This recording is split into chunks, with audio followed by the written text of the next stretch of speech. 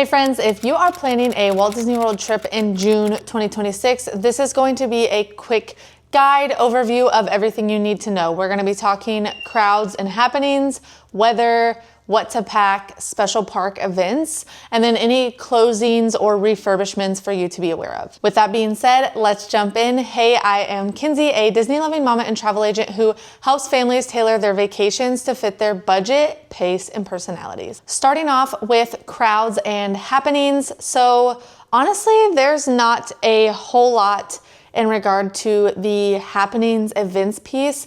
On June 21st, it is going to be Father's Day, so keep that in mind. It probably won't affect park level crowds too much. But things like dining reservations, if you're trying to walk in or get quick service, they might be, specifically the table dining might be a little bit more crowded if there's families trying to get like Father's Day meals specifically, even at resorts, not just the parks. So keep that in mind if you're looking for that date specifically, but it shouldn't affect the crowd levels too much. As far as the general crowd levels in June, these can be, it is going to be summer at Disney, but typically they're going to be, while it is a school break or a school vacation, they're typically going to be lower than like a spring break or a Christmas break or a Thanksgiving break, because this is a whole summer. So they have 2 to 3 months, depending on how long their summer break is when it starts, to get to the parks. So it kind of evens out those levels instead of just peaking for 1 week when all of those schools are out. So it's going to be decent crowds, but not overbearing crowds. So just prepare. I always say you're not going to really find Disney without crowds at this point. Like, I feel like in some way or another, you're always going to have to put up with crowds. So just be prepared for that. It might not be overly busy, but it's not going to be super dead either. And it will be warm. So some overall tips to kind of avoid those peak crowds and take advantage of what you can do to kind of help avoid some of those crowds and heat. Take advantage of early entry. I always preach early entry if you can.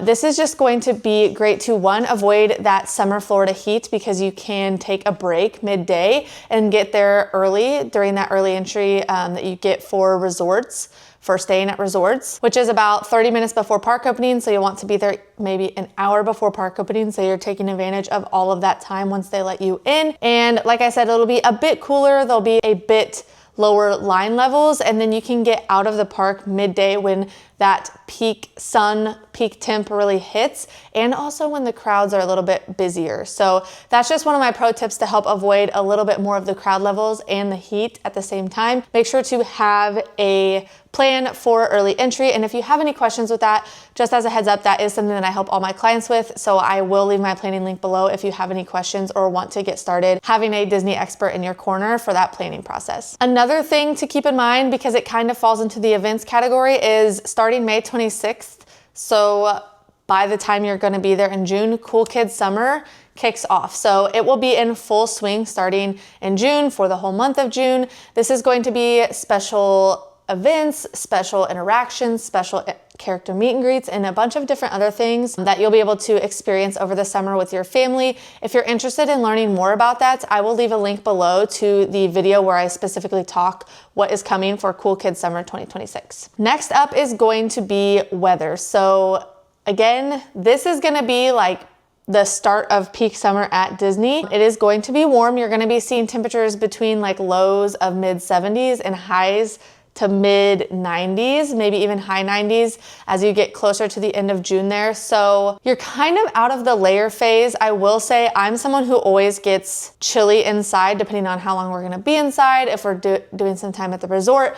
If I by chance just got wet, because it also is going to be peak afternoon rainy season, which we'll talk about in just a second. But if you've gotten wet and then you go inside, you might be a little cold. So while you don't need layers, you might throw in a light jacket or a light sweatshirt or something like that. But otherwise, you definitely need to be packing for preparation of all things hot, all things summer, and we'll dive into some key things to pack as well. But weather-wise, it is going to be hot, and like I said, you're going to be getting into that rainy season, so definitely expect some afternoon showers. A lot of the times those are coming in and out. They're not taking out your whole day. Grab a poncho, grab an umbrella, grab a rain jacket, something to be able to stay out of the rain and stay out of getting wet, because I will say lots of people are going to be leaving the parks or avoiding the parks during those showers that come in and out. If you can take advantage of that and stay in the park and use that to your advantage, you will see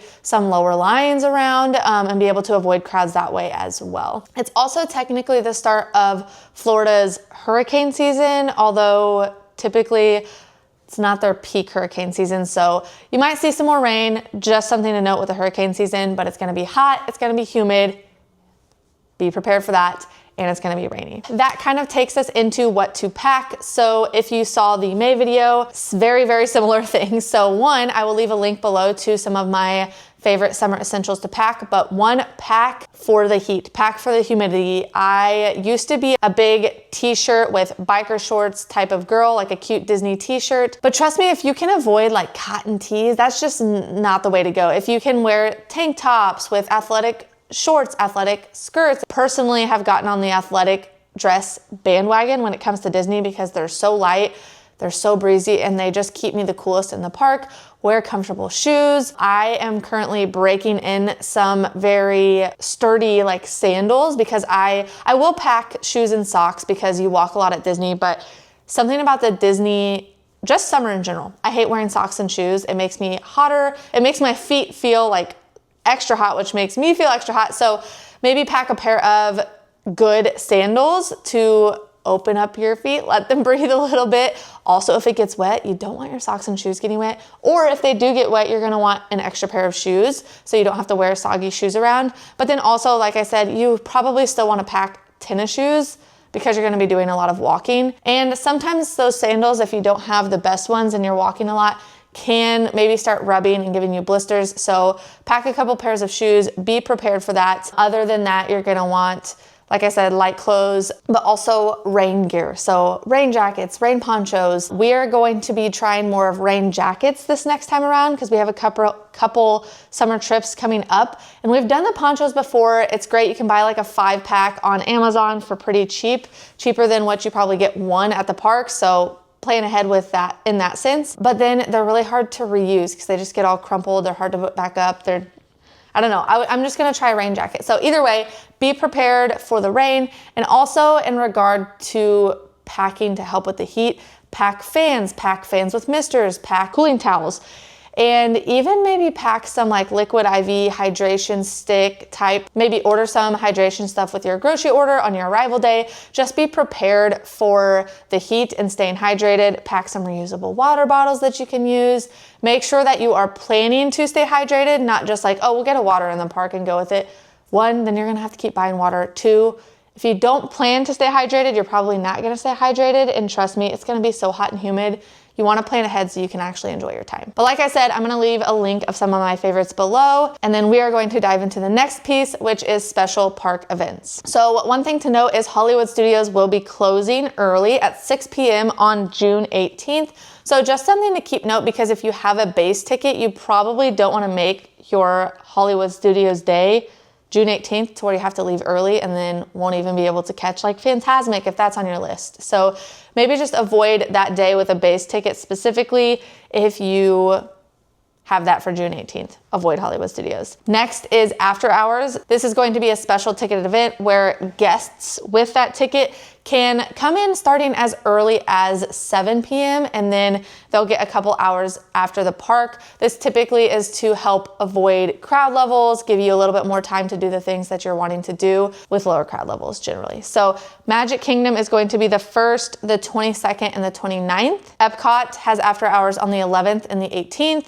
And Hollywood Studios has those on the 3rd, the 10th, the 17th, and the 24th. So just something to note, because crowds might peak up a little bit starting around that 7 p.m. mark on those days because of these special ticket holders being able to start coming into the parks around that time. So if you have park hopper, maybe park hop somewhere else for the evening, or just maybe avoid those parks in the evening. I will say, if you've done most of what you're gonna do, or your last thing is just gonna be like the fireworks show, it might not be a big deal for you to avoid the park at that time, because lots of the time most parks are closing at like 9. I know Epcot closes at 9.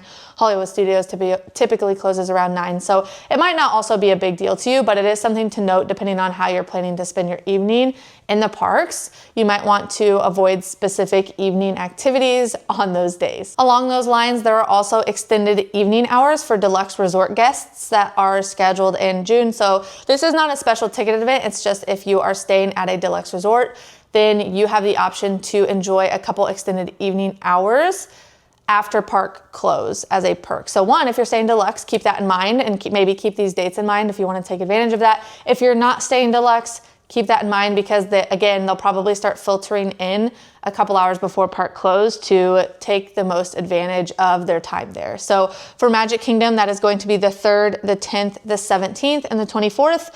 And for Epcot, that is going to be the 1st, 8th, 15th, 22nd, and 29th. Lastly, there is going to be HTO Glow Nights at Typhoon Lagoon starting in June. So those are going to happen on the 2nd, 13th, 19th, and 27th. So this is just going to be another special ticketed event, but for the water parks. So again, shorter lines at the water parks, being able to do some of those water slides, activities. There'll be special dancing activities, character meet and greets, different things that you can take advantage of if you want to look into that. Just something special to note while you're there in case that somehow interferes with your water park day. And last up is the closings and refurbishments. So we actually have a lot of things that are going to be opening up for the summer that have been closed. So one, Big Thunder Mountain, that officially is open at Magic Kingdom. It was closed there for a while. They were doing some refurbishments there, but it's already open actually. So for all of June, it's going to be open unless of course there's their temporary downtimes that they have occasionally.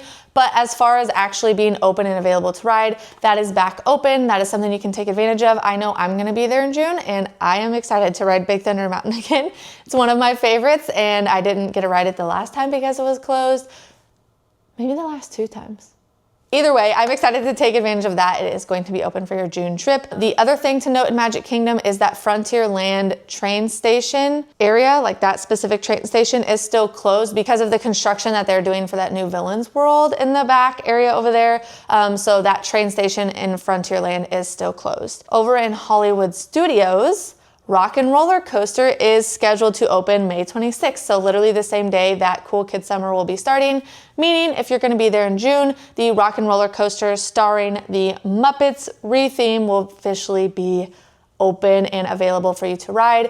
Again, Rock and Roller is another favorite of mine. Nervous about the Muppets. The Muppets are not necessarily my jam, but I know it's going to be essentially the same ride and just a retheme. So I'm very interested to see what that looks like. I know I'm excited to ride that ride again. We tried to ride it. One, it was closed the last trip, and then the trip before that I tried to ride it and we were literally like going on the next car and then it got closed down. That's beside the point. I just haven't ridden it in a while, so I'm very excited to ride that again and check out the retheme. Lastly, over at Animal Kingdom, just a reminder that Dino Land is closed. So they are rebuilding that to be the Tropical Americas area with Encanto, Coco Touches, Indiana Jones, different things like that that are coming. But that leaves a good chunk of the park that is closed. Those rides that used to be in Dino Land are no longer available there. So just as a note, it may not be a full park day for you there. I don't know, or a good chance to go there like a time or two with a park hopper ticket. Just a note that Dino Land is closed, and so there's a few less things to do over in Animal Kingdom. With the water parks, Typhoon Lagoon and Blizzard Beach will actually both be open in the month of June. This is the first time that they're both going to be open in a while. So this is great because one, you can take advantage of those. With the Florida summer heat that is to come, you can enjoy a water park day to cool off, do something a little bit different. But not only that, like I said, I did do a full video of what's to come with Cool Kids Summer, so make sure to check that out if you're gonna be there in June, July, anytime in the summer.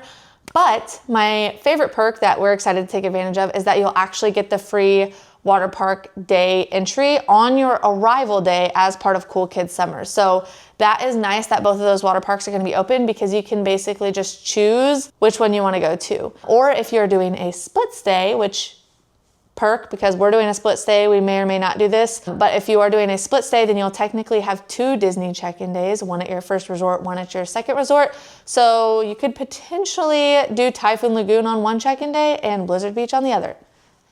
Just a side note there. And then, like I said, along with that, I did create a full video of what's to come with Cool Kids Summer, so you will be able to take advantage of all those fun things in June. I will leave that linked below. If this was helpful, make sure to give it a thumbs up and let me know below what you are most excited for in June, or if you have any questions of what's to come this month. Make sure to subscribe to catch the happenings for the upcoming months if you have a trip planned a little bit later this year.